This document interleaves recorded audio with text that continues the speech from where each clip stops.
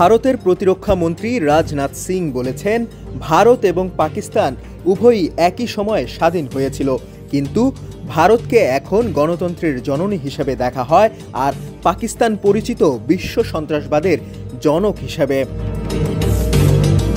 তিনি বলেছেন, এই তুলনাটি মনে রাখা উচিত।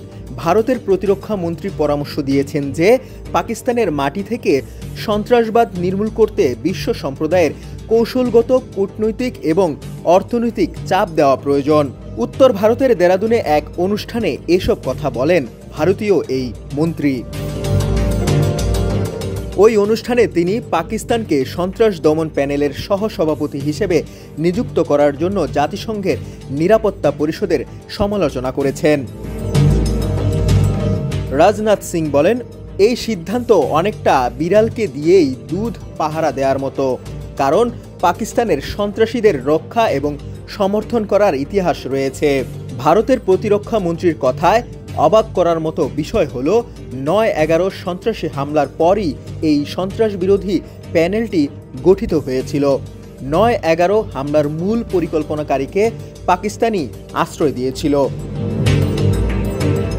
দেরাদুনে এক অনুষ্ঠানে সিং বলেন, পাকিস্তান বহু বছর ধরে সন্ত্রাসবাদকে সমর্থন করে আসছে।